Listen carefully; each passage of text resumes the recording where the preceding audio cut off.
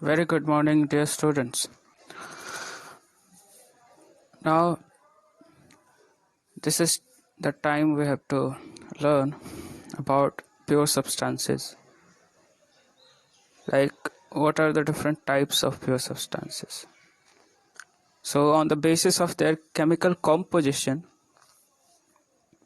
substances can be classified either as elements और compounds. इनके chemical composition के आधार पे जो जो भी substances हैं इनको एलिमेंट या फिर कंपाउंड के आधार पे इनको रूप में इनको बांटा जा सकता है। इन दोनों के बारे में एलिमेंट्स किसे कहते हैं, कंपाउंड्स किसे कहते हैं, है ना। बहुत दिनों से आप सुन रहे होंगे chemical compound. What is chemical compound, what is compound. बहुत दिनों से आप सुन रहे होंगे कि बहुत सारे एलिमेंट्स के नाम आपने याद कर रखे होंगे, लेकिन ये एलिमेंट्स होते क्या हैं, है ना। ये कौन से प्योर सब्सटेंसेज होते हैं, क्या होता है इनका कैरेक्टर, इनका प्रॉपर्टी क्या होता है, इन सब के बारे में हमें जानना है। So let us begin with the elements. Elements. Robert Boyle was the first scientist to use the term element in 1661. Robert Boyle नाम के साइंटिस्ट थे। इन्होंने सबसे पहले ये टर्म यूज़ किया। एलिमेंट जो टर्म है इसको सबसे पहले यूज़ किया इन्होंने 1661 में, 1661 ईस्वी में। एंटोइन लॉरेंट लोवेजियर, है ना, प्रॉपरली इनको पॉपुलरली लोवेजियर ज़्यादा इनका नाम फेमस है। Antonio Laurent Lavoisier 1743 to 94, a French chemist, ये फ्रांस के केमिस्ट्री के जानकार थे। was the first to establish an experimentally useful definition of an element. इन्होंने सबसे पहले एक यूजफुल डेफिनेशन दिया, एक एलिमेंट क्या होता है उसका डेफिनेशन इन्होंने दिया। He defined the element as a basic form of matter that cannot be broken down into simpler substances by chemical reaction. तो उन्होंने एलिमेंट का जो डेफिनेशन बताया उसमें उन्होंने ये कहा कि ये एक बेसिक फॉर्म, मैटर का एक बेसिक फॉर्म है ना। बेसिक फॉर्म कहें तो ये मैटर का जब शुरुआती फॉर्म है ना।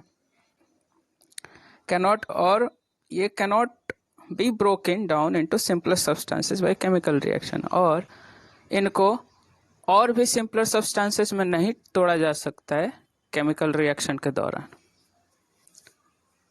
फॉर एग्जाम्पल ऑक्सीजन, ऑक्सीजन को तोड़ के और क्या बनाओगे, ऑक्सीजन ही रहेगा, है ना। आयरन, आयरन को तोड़ के और कुछ चीज़ नहीं बनाया जा सकता है। तो ये एक बेसिक फॉर्म है मैटर का जो कि किसी केमिकल रिएक्शन के दौरान और सिंपलर सब्सटेंसेस में नहीं टूट सकता है ना। ये फाइनल, इससे छोटा और कोई यूनिट केमिकल रिएक्शन के दौरान हमें नहीं मिलता। Elements can be normally divided into metals and non metals and metalloids. हमने पिछले दिनों भी, पिछले क्लासेस में, जूनियर लेवल में हमने मेटल, नॉन मेटल और मेटलॉइड के बारे में पढ़ा है। Metals usually show some of the following properties. Metals के कुछ प्रॉपर्टीज दिए हैं। They have a lustre, metal shiny होता है, लस्टरस होता है। दे हैव सिल्वरी ग्रे और गोल्डन येलो कलर, इनके कलर भी लगभग सिल्वरी ग्रे होते हैं या फिर गोल्डन येलो होते हैं। They conduct heat and electricity, ये हीट और इलेक्ट्रिसिटी दोनों कंडक्ट करते हैं, यानी इनसे होके हीट भी पास करता है और इलेक्ट्रिसिटी भी पास करता है। They are ductile, can be drawn into wires, ये इनमें काफ़ी हद तक डक्टिलिटी होती है, इनको पीट कर लंबे या पतले, है ना, और इनको खींच कर तारों में कन्वर्ट किया जा सकता है। They are malleable, can be hammered into thin sheets, है ना, इनको पीट करके पतले पतले शीट्स बनाए जा सकते हैं। दे आर सोनरस, मीन्स ये साउंड क्रिएट करते हैं, है ना, रिंगिंग साउंड जब इसको पीटा जाए, मारा जाए। Examples of metals are gold, silver, copper, iron, sodium, potassium, etc. Mercury is the only metal that is liquid at room temperature, है ना। तो इनके एग्जाम्पल्स भी दिए हैं और मरकरी के बारे में भी बताया है। मरकरी एक एक्सेप्शन है जो कि रूम टेम्परेचर पे भी लिक्विड स्टेट में रहता है, mercury. Okay, non-metals usually show some or all the following properties. Non-metals के क्या properties हैं? They display a variety of colors. में ढेर सारे colors ये display करते हैं।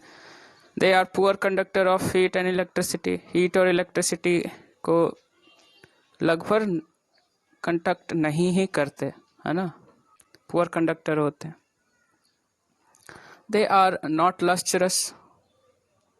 ये शाइनी नहीं होते हैं, ना सोनरस होते हैं, ना मैलिएबल होते हैं, ना डक्टाइल होते हैं, है ना, ना साउंड करते हैं, ना ही ये चमकीले होते हैं, ना ही इनको पीट के शीट्स में तैयार कर सकते हैं। Okay, examples of non metals: hydrogen, oxygen, iodine, carbon, carbon में coal, coke, bromine, chlorine etcetera, ये सारे एग्जाम्पल्स हो गए नॉन मेटल्स के। Some elements have intermediate properties, और कुछ ऐसे एलिमेंट्स हैं जिनमें दोनों के प्रॉपर्टीज के बीच का प्रॉपर्टीज पाया जाता है, ना ही वो पूरी तरह से मेटल हैं और ना ही नॉन मेटल हैं। मेटलॉइड्स इनको कहते हैं। They are called metalloids. Examples are boron, silicon, germanium etcetera. अब बात करें कंपाउंड्स की। कंपाउंड्स क्या होते हैं? Compound is a substance composed of 2 और मोर एलिमेंट्स।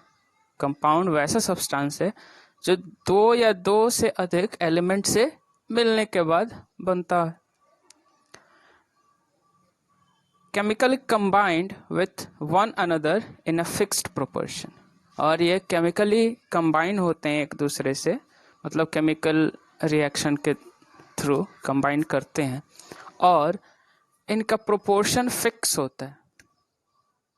मीन्स किसी 2 एलिमेंट से मिलकर कोई कंपाउंड बन रहा है तो एक एलिमेंट का कितना प्रोपोर्शन होगा उस कंपाउंड में और दूसरे एलिमेंट का कितना प्रोपोर्शन होगा उस कंपाउंड में, ये फिक्स्ड होता है इन एवरी कंडीशन, है ना। हर कंडीशन में ये अपना प्रोपोर्शन फिक्स रखते हैं, ठीक है। और ऐसा नहीं है कि यहाँ पे हमने कोई कंपाउंड बनाया तो उसका प्रोपोर्शन अलग होगा, दूसरी जगह हमने उसी कंपाउंड को बनाया तो उसका प्रोपोर्शन अलग होगा, नहीं। हर ये अपने प्रोपोर्शन को मेंटेन करते हैं और ये प्रोपोर्शन फिक्स्ड होता है तभी जाके ये कंपाउंड बनाते हैं। जैसे for example we take the example as H2O water. We know that hydrogen is double, okay, 2 atoms of hydrogen and only 1 atom of oxygen. So the ratio of hydrogen and oxygen is 2:1.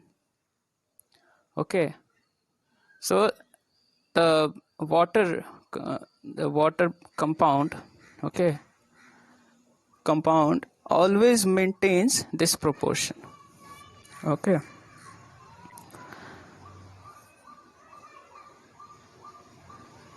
What do we get when two or more elements are combined? जब दो या दो से अधिक elements जो combine करते हैं तो हमें क्या मिलता है? उसके इस चीज़ को और समझने के लिए हम एक्टिविटी की तरफ चलें. Activity 2.10. Divide the class into two groups. हमने क्लास को दो ग्रुप में बांट दिया. क्लास में हमने दो ग्रुप बना दिए. Give 5 gram iron fillings and 3 gram of sulfur powder in china dish to both groups. दोनों ग्रुप्स को, एक को हमने 5 ग्राम आयरन फिलिंग्स दे दिए. आयरन फिलिंग्स क्या होते हैं? जब लोहे की कटाई होती है तो उसके पाउडरी सब्सटेंसेस गिरते हैं, है ना. वो लोहे ही हैं लेकिन पाउडर्ड हैं, बहुत छोटे छोटे टुकड़े लोहे के. ओके, आयरन के टुकड़े, तो उन्हें आयरन फिलिंग्स कहते हैं. सो 5 gram of iron filings and 3 gram of sulphur powder. एक ग्रुप को हमने 5 ग्राम आयरन फिलिंग्स दे दिए, दूसरे ग्रुप को सल्फर पाउडर दे दिया 3 gram. Group 1, mix the crush iron filings and sulphur powder. Group 1 ने आयरन फिलिंग्स और सल्फर पाउडर को मिक्स करके क्रश कर दिया, है ना. खूब अच्छे से मिलाया और तोड़ के अच्छे से उसको मिक्स कर दिया. मोर्टार और पिस्टन होता है, एक खल और मूसर जिसको कहते हैं, उसमें अच्छे से इसको मिलाकर पीस कर मिक्स कर दिया. Group 2, mix and crush iron fillings and sulfur powder. Heat this mixture strongly till red hot. और ग्रुप 2 ने क्या किया? उस आयरन फिलिंग्स और सल्फर को मिक्स करने के बाद हीट किया इस मिक्सचर को, बहुत स्ट्रांगली हीट किया जब तक ये एकदम लाल गरम होके लाल ना हो गया. रेड हॉट जब तक नहीं हो गया तब तक इसको गरम किया गया. Remove from flame and let the mixture cool. और उसके बाद फ्लेम से हटा के इसको ठंडा कर लिया गया. Now group 1 and 2, check for magnetism in the material obtained. जो मटेरियल हमें मिला है उसमें अब हम मैग्नेटिज्म चेक करेंगे आया है कि नहीं, यानी इसमें चुंबकत्व आया है कि नहीं, ये चुंबक से अट्रैक्टेड होता है कि नहीं. Bring a magnet near the material and check if the material is attracted towards the magnet. Compare the texture and colour of the material obtained by the group. अब कलर और टेक्सचर इसका हम compare करेंगे, है ना. जो भी हमने मटेरियल डाला था और जो अब मटेरियल बना है, इस रिएक्शन के बाद इनके कलर और टेक्सचर को कंपेयर करेंगे. Add carbon disulfide to one part of the material obtained. Stir well and filter. एक में कार्बन डाइसल्फाइड डालेंगे, अच्छे से मिला लेंगे और फिल्टर करेंगे. दूसरे वाले पार्ट में हम डाइल्यूट सल्फ्यूरिक एसिड डालेंगे और या फिर डाइल्यूट हाइड्रोक्लोरिक एसिड डालेंगे. ओके.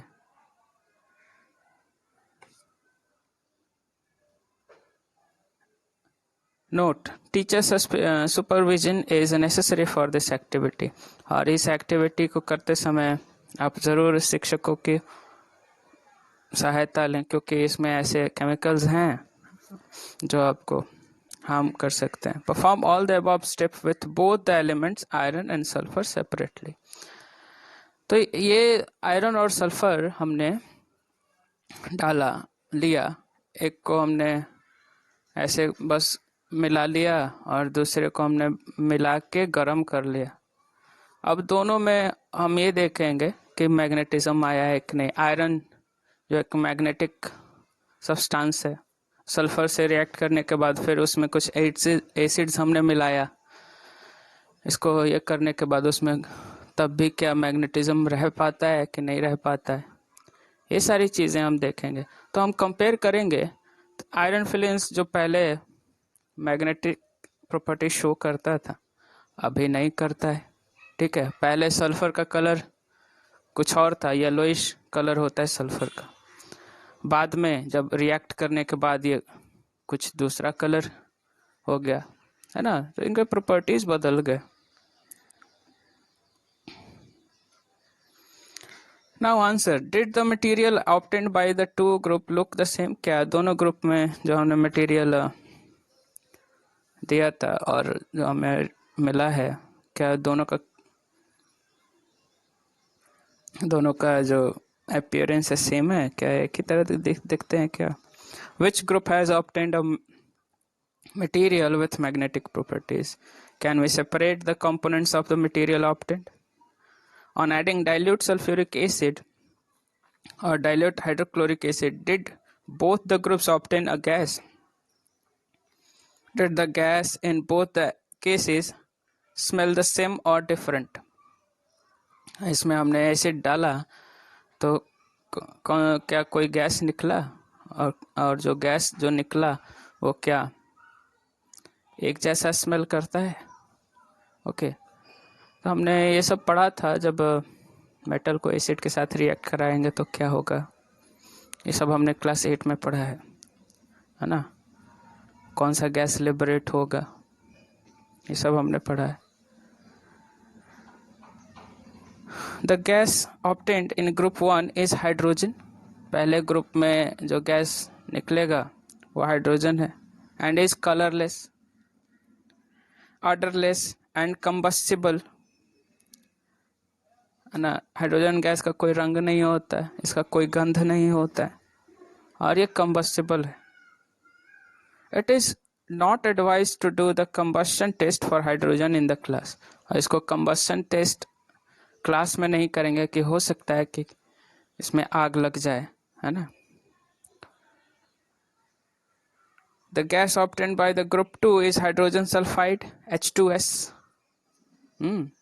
H2S गैस होता है, काफ़ी इसका बदबू वाला गंध होता है, सड़े हुए अंडे की तरह का इसका गंध होता है ना। इट इज़ कलरलेस गैस, ये भी कलरलेस है, with the smell of रॉटन eggs. You must have observed that the products obtained by both the groups show different properties, though the starting material were the same. हमने starting material दोनों same ही लिया था, है ना, लेकिन इनका product जो है, जो बना, उनके प्रॉपर्टीज बिल्कुल अलग अलग हैं। Group 1 has carried out activity involving a physical change, whereas case of group 2, the chemical change reaction has taken place. तो पहले ग्रुप में हमने क्या किया था, बस उसको मिला दिया था, फिजिकल चेंज लाया था, उसमें मिला के अच्छे से कूट के मिक्स कर लिया था। लेकिन दूसरे ग्रुप में हमने क्या किया था, उसको मिलाने के बाद उसको अच्छे से हीट किया था। मीन्स पहले वाले ग्रुप वाले लोगों ने उसमें फिजिकल चेंज लाया, दूसरे ग्रुप वाले लोगों ने उसमें केमिकल चेंज लाया, बिल्कुल different. The material obtained bye Group 1 is a mixture of two substances. The substances given are the elements iron and sulfur. The properties of the mixture are the same as of its constituents. The material obtained by Group 2 is a compound. Okay, तो पहले जो group वाले लोग थे उन्होंने simply इसको mix कर दिया और मिक्सचर तैयार किया उसका, लेकिन ग्रुप 2 वाले ने इसको केमिकल चेंज लाया उसमें और इसको एक कंपाउंड बनाया, है ना, केमिकल रिएक्शन कराया उसमें। जहाँ कहीं भी केमिकल रिएक्शन होता है ये केमिकल चेंज होता है,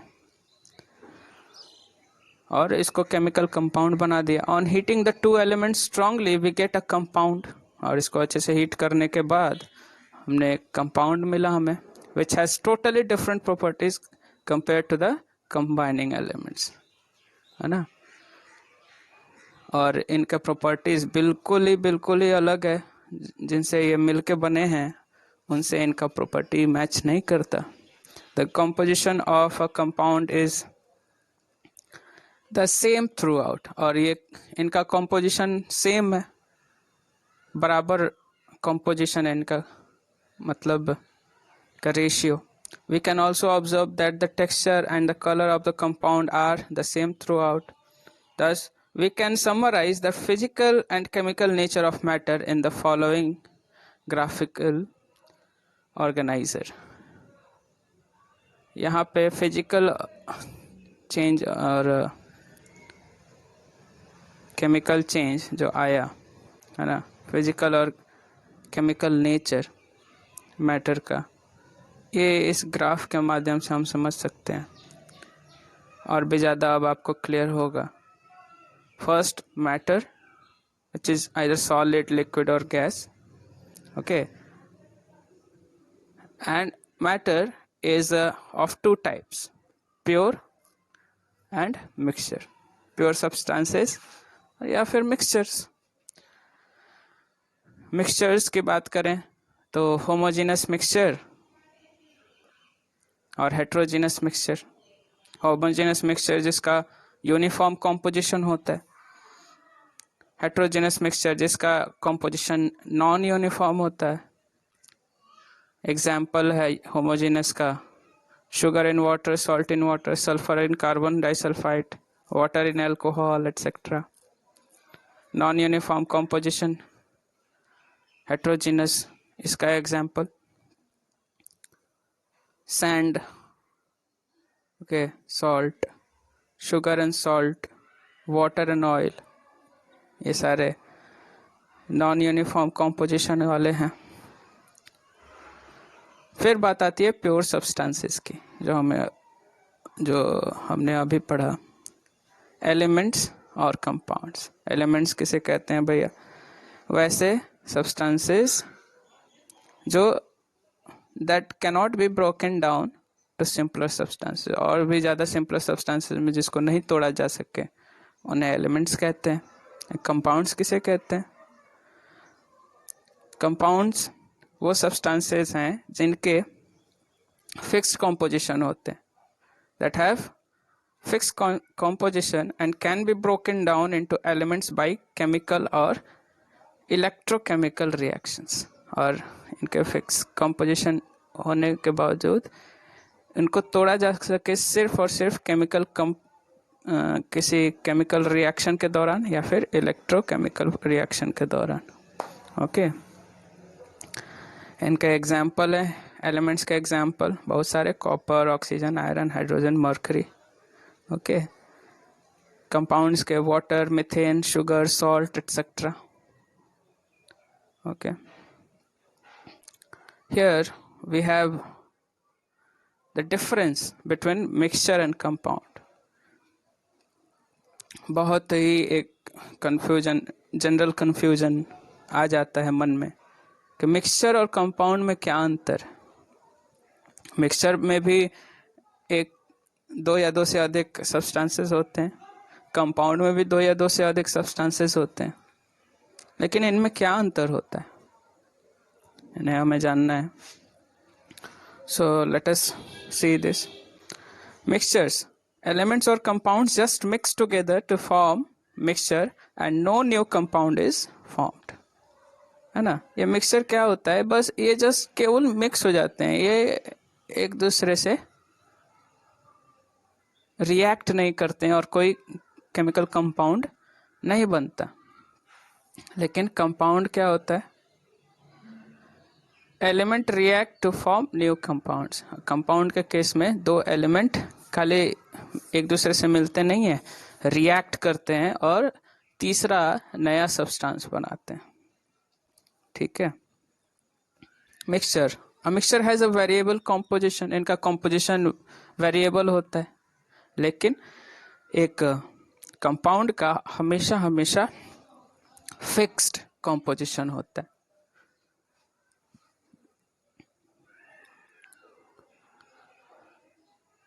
A mixture shows the property of the constituent substances. एक मिक्सचर जो है constituent substances का प्रॉपर्टी शो करता है, मतलब जिन चीज़ों से मिल के ये बना है उसी चीज़ का गुण उसके अंदर भी होगा, है ना. लेकिन एक जो कंपाउंड होता है, नया सब्सटेंस जो बनता है, उसमें उसके कॉम्पोजिशंस हैं, कॉम्पोजिशन एलिमेंट्स, उनसे बिल्कुल ही डिफरेंट प्रॉपर्टी वाला बनता है ना। जैसे ऑक्सीजन है ना, ऑक्सीजन का प्रॉपर्टी क्या होता है? ऑक्सीजन आग जलने में सहायक है ना, it helps in burning, but after combining, and hydrogen is also very flammable substance, okay, combustible substance.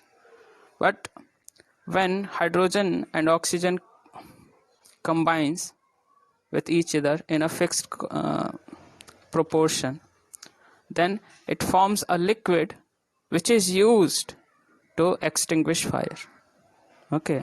जब ये दोनों मिल जाते हैं एक फिक्स रेशियो में, तो ये जो वाटर बनता है इनके मिलने के बाद उनको आग बुझाने के काम में लाया जाता है। हाइड्रोजन और ऑक्सीजन दोनों ही काफ़ी ज़्यादा आग को जलाने में सहायक होते हैं, है ना, लेकिन जो इनसे बनता है H2O वाटर, ये आग बुझाने में सहायक होता है। बिल्कुल ही डिफरेंट प्रॉपर्टीज के बनते हैं। The constituents can be separated fairly easily by physical methods। और मिक्सचर का जो बात था, इसको किसी भी फिजिकल मेथड से हम अलग कर सकते हैं, आयरन फिल्ट्रेशन और evaporation, okay, many things, distillation. लेकिन कॉन्स्टिट्यूएंट जो कंपाउंड के हैं, इनको अलग करने के लिए सिर्फ और सिर्फ केमिकल रिएक्शन या फिर इलेक्ट्रोकेमिकल रिएक्शन से हम अलग कर सकते हैं। इलेक्ट्रोकेमिकल रिएक्शन हमें पढ़ना है, इलेक्ट्रिसिटी के माध्यम से हम तोड़ते हैं किसी कंपाउंड को, है ना, इलेक्ट्रिसिटी पास कराते हैं, इलेक्ट्रोड और कैथोड। ऐसे हमने 8th क्लास में पढ़ाई है इलेक्ट्रोकेमिस्ट्री, तो उसमें केमिकल रिएक्शन होता है और वहाँ सब्सटेंसेज अपने कंपोजिशन में टूटते हैं। So students, now this chapter has been finished. Now you have to initiate the exercises आपको शुरू करना है, and start doing exercises. And if you have any problem, any query regarding the chapter, you can ask freely and start doing the question answers and send it in the group. I will wait for every question answers in the group. Okay, thank you.